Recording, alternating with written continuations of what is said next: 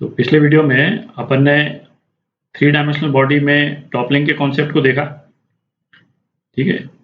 अच्छा, अपन ने ये भी देखा कि किसी भी थ्री डायमेंशनल बॉडी में जब हम फोर्स लगाते हैं, एक्सटर्नल फोर्स, तो जो नॉर्मल फोर्स जिस पॉइंट पे लग रहा होता है, नॉर्मल फोर्स की पोजीशन चेंज हो जाती है। ठीक है। जैसे इस वाले केस में यदि सपोज एक्सटर्नल फोर्स होता ही नहीं, तो इस वाली बॉडी में नॉर्मल फोर्स जो है वो सेंटर ऑफ मास से पास करता, नॉर्मल फोर्स की ये लोकेशन होती। ठीक है। ये तो सबसे सिंपल एग्जांपल अपन देख चुके हैं कई बार। और फिर हमने क्या देखा पिछले वीडियो में कि जब हम एक्सटर्नल फोर्स लगाना शुरू करते हैं, तो ये क्रॉस हटा दिया मैंने, है ना। एक्सटर्नल फोर्स लगाना शुरू करते हैं तो ये नॉर्मल फोर्स जो है वो धीरे धीरे ग्रेजुअली राइट की तरफ जो है शिफ्ट करता है। और क्यों शिफ्ट करता है?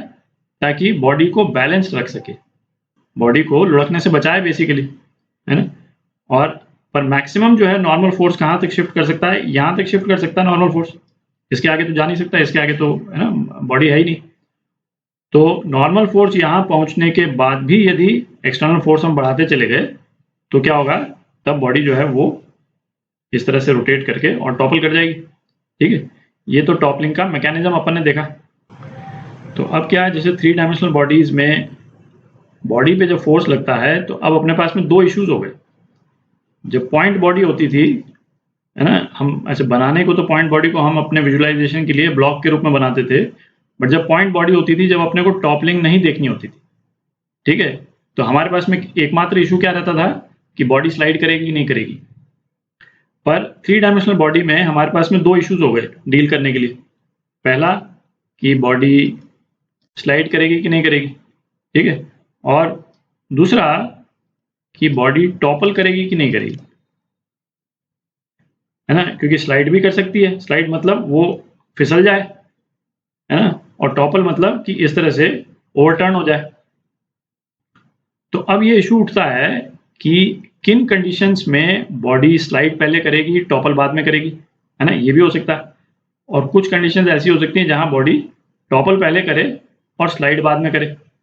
मतलब एक बिल्कुल सिंपल विजुअलाइजेशन के लिए यदि इसी तरह के डायग्राम को मैं थोड़ा सा एक पर्टिकुलर एस्पेक्ट एनहांस करके बना दूं, यदि सपोज बॉडी का नेचर ऐसा है, तो ये तो जैसे क्लियर ही है कि ये वाली बॉडी जो है वो थोड़ा सा भी फोर्स लगाने पे यहाँ पे ये टॉपल कर जाएगी। ठीक है, टॉप एंड पे यदि हम लगाते हैं, है, ये तो कॉमन सेंस से हम बता सकते हैं। और यदि सेम बॉडी को यदि हम इस तरह से रख दें, ठीक है, और उसके बाद में हम यहाँ से फोर्स लगाते हैं, तो ये तो क्लियर ही है कि ये बॉडी स्लाइड पहले करेगी और टॉपल बाद में करेगी, है ना। टॉपल तो हो सकता है नहीं ही करे, ठीक है, ये इतना कम होगा तब। तो किन कंडीशंस में टॉपलिंग पहले होती है, किन कंडीशंस में स्लाइडिंग पहले होती है, उसी से रिलेटेड वीडियो है ना। इसको करते हैं, इससे ये एस्पेक्ट जो है क्लियर हो जाएगा। तो अब ये क्वेश्चन करते हैं।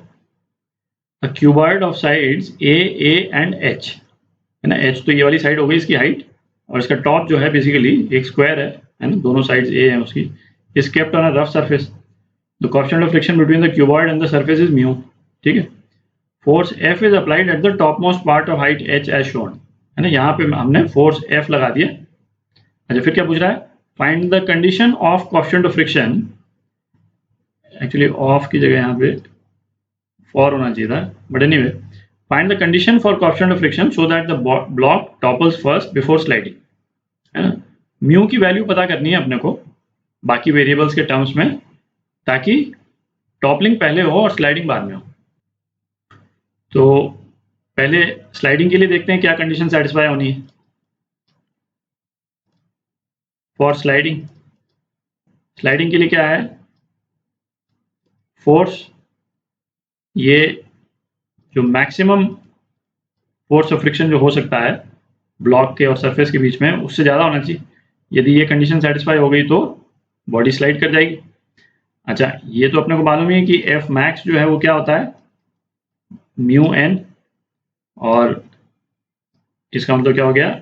Mu M G. ठीक है। नॉर्मल फोर्स तो इस केस में उसका लोकेशन चाहे जहाँ पे भी हो, पर नॉर्मल फोर्स जो है वो एम जी के बराबर होगा। ठीक है। तो स्लाइडिंग की कंडीशन क्या आ गई? Force should be greater than mu M G, यदि ये कंडीशन हुई तो बॉडी स्लाइड कर जाएगी। तो इसको मैं FS बोल देता हूँ, फोर्स रिक्वायर्ड फॉर स्लाइडिंग। तो एक कंडीशन तो ये आ गई अपने पास में। अच्छा, अब फॉर टॉपलिंग क्या कंडीशन चाहिए अपने को?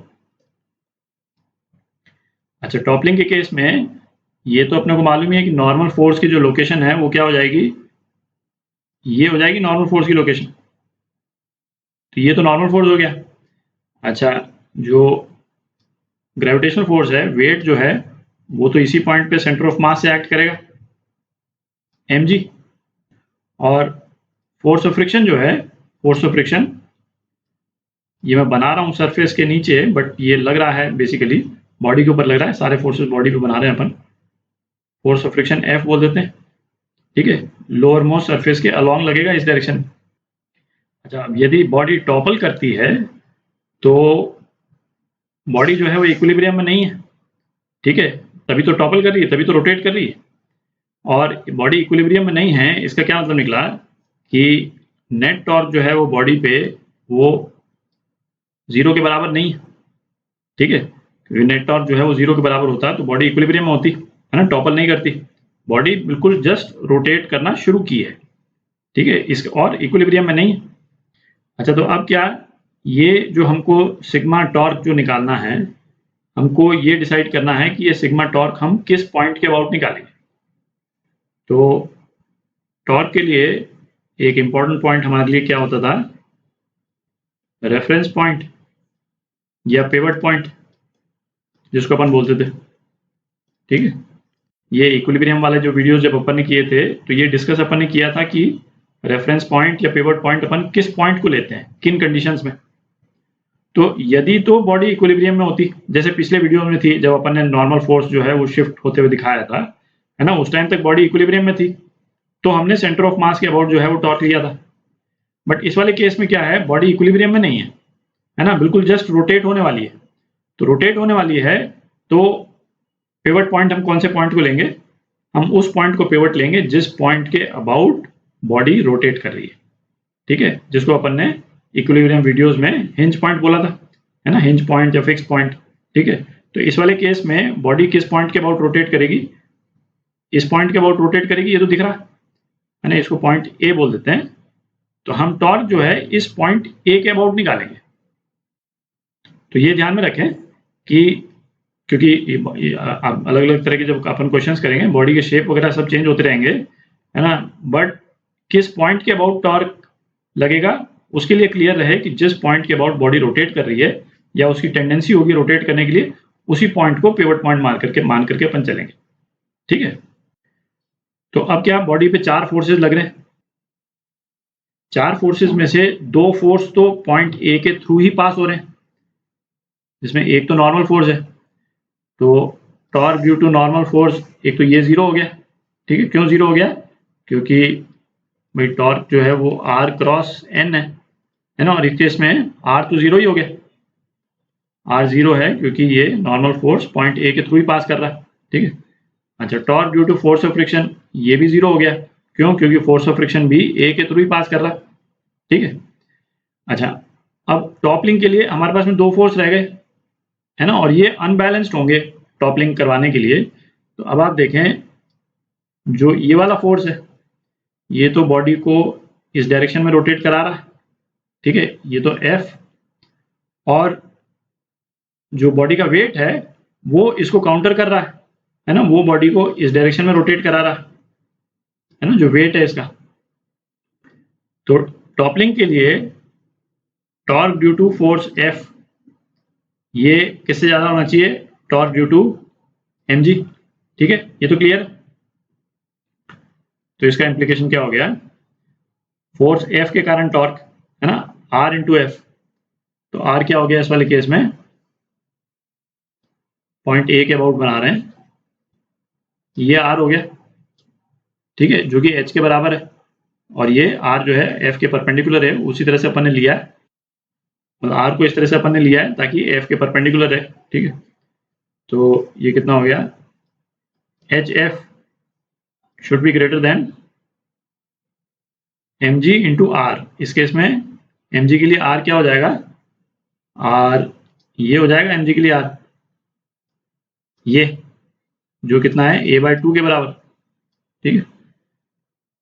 तो ये हो गया a/2 mg। ये कंडीशन होगी तो ये बॉडी जो है वो टॉपल कर जाएगी। तो फोर्स रिक्वायर्ड फॉर टॉपलिंग इसको Ft बोल देते हैं। तो थोड़ी जगह बना लेते हैं। तो Ft क्या हो गया, Ft should be greater then Amg/2h, ठीक है। ये कंडीशन हो गई फोर्स की टॉपलिंग के लिए। थोड़ी सी जगह और बना लेते हैं। अच्छा, क्वेश्चन में अपने को क्या दिया है कि बॉडी जो है वो टॉपल पहले करनी चाहिए। तो इसका मतलब क्या हुआ, Ft यदि Fs से कम होगा तो बॉडी टॉपल कर जाएगी, ठीक है। मतलब Ft है जो वो Fs से कम होना चाहिए, ठीक है।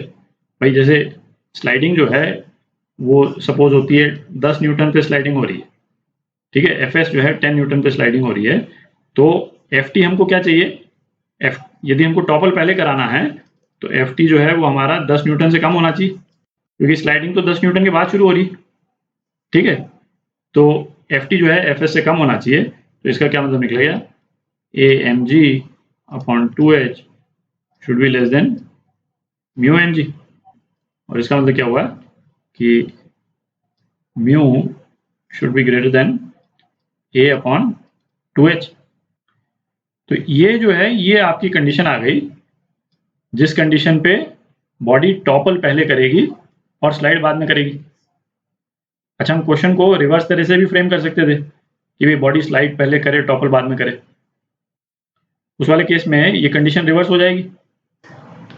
अच्छा, इस वाले कंडीशन में आप देख भी सकते हैं कि यदि बॉडी की हाइट जो है वो ज़्यादा हो जाती है, ठीक है, तो है ना, कम से कम म्यू वैल्यू पे भी बॉडी जो है वो टॉपल होना शुरू हो जाएगी, है ना, जैसे एक्सपेक्टेड भी था। है, बॉडी की हाइट जितनी ज़्यादा लंबी होगी तो उस केस में कम कोएफिशिएंट ऑफ फ्रिक्शन पे भी जो है बॉडी टॉपल कर जाती है, ठीक है।